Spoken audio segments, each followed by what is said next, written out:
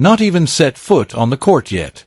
However, the tournament organizers are already in a panic due to the Alex Eala ticket rush in Cincinnati. Because of the overwhelming demand, organizers had to reschedule her match to accommodate the influx of Filipino supporters. The extraordinary ticket craze surrounding the 21-year-old Filipina sensation astounded tournament director Bob Moran, who has witnessed luminaries like Federer, Nadal, and Serena Williams fill stadiums. Eala hasn't even played in Cincinnati, but she has already received a first-round bye as the 17th seed. But the system is being disrupted just by her existence. Before the competition ever started, how did one player wreak mayhem? What does this indicate about the strength of the Filipino community? The Lindner Family Tennis Center's ticket office had just opened when the system went down. In a matter of hours, Bob Moran, the event director who had witnessed Serena Williams, Federer, and Nadal pack stadiums, was utterly astounded. This is unlike anything I've ever seen. Everyone was taken aback by the enormous demand for tickets to Alex Eala's Cincinnati Open match. The sensational Filipina hadn't even taken the court yet. As the 17th seed, she was still enjoying a first-round bye. However, the system had already been disrupted by her mere existence. The organizers had to find a solution before 9 a.m. due to the huge demand for tickets.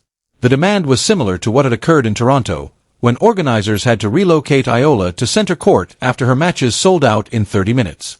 Cincinnati, however, was unique. This tournament had recently experienced a startling metamorphosis. 13 additional courts, a state-of-the-art clubhouse, and an underground stadium with 300 seats have all been added to the Lindner Family Tennis Center. It was intended to accommodate the top players in the globe. Nevertheless, despite having so much more space, the organizers still had to deal with the same problem that had overloaded Toronto: how to accommodate the Filipino tsunami. It was a quick and decisive solution. Grandstand Court, a bigger facility that could accommodate the enormous number of spectators, was chosen to host Eala's match. The 21-year-old Filipina's extraordinary appeal astounded tournament director Bob Moran, who had witnessed legends come and go throughout his lengthy career. One observer pointed out that she's already generating commotion in Cincinnati before she's even played a point. The site served as evidence of the Elamania craze that had swept over North America. Filipino communities in Washington, Toronto, and Cincinnati transformed every competition into a homecoming. Due to the overwhelming demand for tickets, the Toronto tournament had already experienced this personally, moving Eala to center court. Cincinnati was now picking up the same lesson. There was no indication that the Filipino wave would slow pace once it reached Ohio.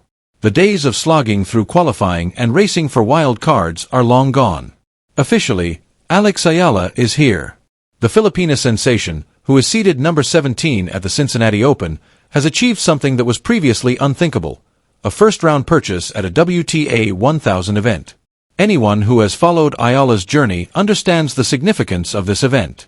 The 21-year-old Quezon City resident, who was rated number 140 in the world less than 2 years ago, accepted wildcards in order to advance to the main rounds. She is now the 17th seed in one of the most prominent WTA tournaments, an honor only the top 32 players worldwide are granted. According to the Inquirer, by demonstrates Alex Eala's progress in women's tennis. Eala is one of 32 seeded players who get first-round byes in the 96-player singles event at the Lindner Family Tennis Center. At a WTA 1000 event, she received the highest seeding of her career. Evidence of her incredible ascent. She would either receive wildcards or have to compete in qualifications in order to advance to the main draws before being seeded into tournaments. She now approaches situations as a powerful force. Eala will have more time to recuperate from the demanding 2 weeks during which she played 11 matches in 3 events thanks to the first-round bye. She will play either Elena Gabriela Ruiz of Romania or Magdalena of Poland in the second round of the Cincinnati Open. Eala reflected on her voyage and added, "As we say, I've come far, but I still have farther to go." The purchase represents her progress and is more than just a luxury. Eala's journey has been nothing short of remarkable, from a wild card entry in Miami to a WTA 500 champion in Washington, from a Grand Slam qualifier to a number 17 seed in Cincinnati. You can tell a player has really made it when she starts receiving first-round byes instead of wild cards. The 21-year-old from Quezon City hadn't even taken the court yet, and the Lindner Family Tennis Center had never seen anything like it. Alex Eala's match had to be moved to Grandstand Court due to the overwhelming demand for tickets, but that was only the beginning. Nobody in Cincinnati could have imagined what would happen next. A tennis tournament is transformed into a homecoming when the entire village shows up. There are over 17,000 Filipino Americans living in Ohio. Although there are just 1,100 to 2,000 Filipinos living in Cincinnati, the surrounding area has shown that distance is not a barrier for the Filipino diaspora. Families were planning trips to Mason to see Eala's Cincinnati premiere from all across the state and even nearby states. "It's a fantastic experience," Eala remarked. "It's nice to see that the Filipino community is really showing up and enjoying tennis," her voice full of the appreciation that has come to define her. In the end, it should provide them with a fresh and enjoyable experience while also contributing to the growth of the sport. The mood was similar to what had occurred in Toronto, when the Filipino community transformed Sobey Stadium into Barangay Toronto, a nod to the fervent, neighborhood-focused culture of Philippine basketball. Chants of Laban, Alex, and the kind of fervor that typically precedes a Grand Slam final filled the 12,500-seat venue. Cincinnati was now getting ready for its own Filipino wave. After a first-round bye, Eala, seeded number 17, was scheduled to play either Magda Linette of Poland or Elena Gabriela Ruiz of Romania in the second round. She defeated Ruiz in 3 sets at the 2024 U.S. Open, but she has a 2-2 head-to-head record versus Linette, having won in Auckland and Miami this year. Support meant the world to Eala. In Tagalog, she continued, "Maraming salamat sa mga kababayan natin salahating ginawan yo mula sa Washington hanggang Toronto, at salahating gagawin yo pa parati kayong sumusuporta at nagdrasal parati kayong nagpupayat kaya tuloy-tuloy lang akong magtat trabaho para sa inyo." There was no indication that the Filipino wave would slow pace once it reached Ohio. Bob Moran has witnessed everything. Serena Williams, Federer, and Nadal. 4 decades, he has witnessed tennis greats fill stadiums. However, the tournament director realized he was seeing something wholly unusual when the ticket system crashed in Cincinnati at 6 in the morning. "This is unlike anything I've ever seen." They weren't overly dramatic. The Filipino tsunami startled Moran, who had just managed a $260 million campus makeover and a record-breaking 2025 Cincinnati Open with 285,571 spectators.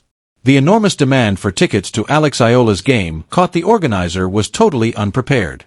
Eala wasn't even on the court yet. The scene took place in the wee hours of the morning.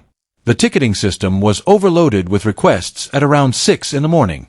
The system was overrun by Filipino supporters, many of whom had been anticipating this since Eala's runs in Washington and Toronto. Before 9 in the morning, organizers hurried to come up with a solution. Due to the overwhelming demand, Eala's match was rescheduled for Grandstand Court, a bigger space that could accommodate the enormous number of spectators. It made sense that Moran was shocked. He had been in charge of the tournament's expansion from 56 participant fields to 96 player draws and from 1 week to 12 days. He had witnessed the Lindner Family Tennis Center expand from 20 to 40 acres, adding 13 additional courts and a cutting-edge player clubhouse. All of it, however, was insufficient to prepare him for a player who could sell out tickets before scoring a single point. "She's already generating mayhem in Cincinnati before she's even played a point," as one observer pointed out. The incident was similar to what had occurred in Toronto, where Eala's matches had to be moved to center court after they sold out in less than 30 minutes. For the first time in the tournament's history, Filipino chicken adobo had to be added to the menu. Cincinnati was now picking up the same lesson. You can tell the trend is genuine when a tournament director who has watched legends for decades claims he has never seen anything like it. And Alex Eala had just demonstrated that the Filipino community was a force that the tennis world could no longer ignore without even taking the court. The tournament director, who had witnessed Federer, Nadal, and Serena Williams pack stadiums for decades, was in full shock when the ticket system crashed and the match was rescheduled. However, there is much more to Cincinnati's Alex Eala story than just ticket sales. It tells the story of a community that has made every competition seem like homecoming, and a 21-year-old who is now the focal point of a movement that is revolutionizing the sport. Bob Moran, who had spent decades watching tennis history, said, "I've never seen anything like this." Everyone was taken aback by the enormous demand for tickets to Eala's Cincinnati Open match. The sensational Filipina hadn't even taken the court yet. As the 17th seed, she was still enjoying a first-round bye, but the system had already been disrupted by her mere existence. The organizers had to find a solution before 9 a.m. due to the huge demand for tickets. In a matter of hours, the game was relocated to Grandstand Court, a bigger space that could accommodate the enormous number of spectators. The phenomenon was similar to what had occurred in Toronto, where organizers had to move Eala to center court after her matches sold out in less than 30 minutes. Cincinnati, however, was unique. This tournament had recently undergone an incredible $193 million town renovation. 13 additional courts, a state-of-the-art clubhouse, and a 2,300-seat underground stadium have all been added to the Lindner Family Tennis Center. It was intended to accommodate the top players in the globe.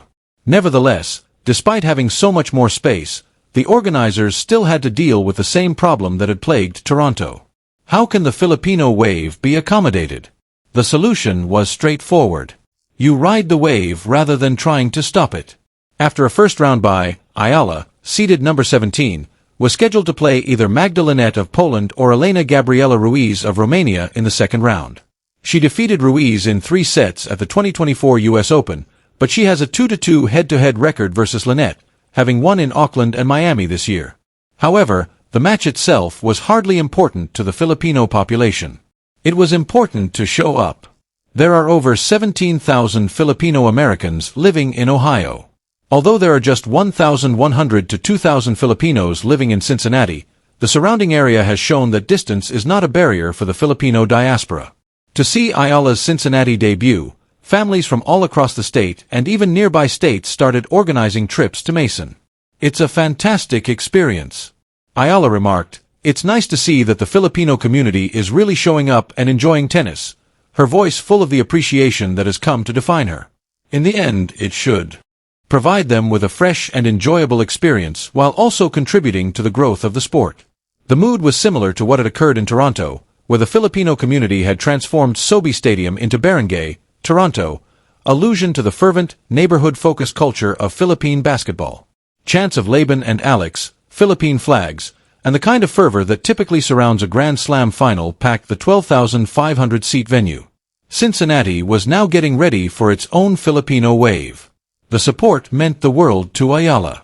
She said in Tagalog, "Maraming salamat sa mga kababayan nitin salahating ginawa ayamula sa Washington hanggang Toronto at salahating gagawin niyo pa. Tuloy-tuloy lang akong magtatrabaho parati kayong sumasuporta ating darasal parati kayong nagpupuyat." In Toronto, the movement that started in Washington exploded and came to Cincinnati has grown to be something that even the most experienced tennis watchers find impossible to ignore. The tournament director, Bob Moran, who had witnessed everything, was amazed.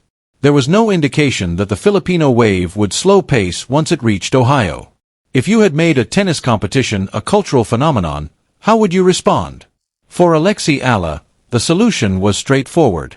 She would continue to inspire and fight, and continue to demonstrate that the girl wearing light-up shoes and ruffled socks was only getting started.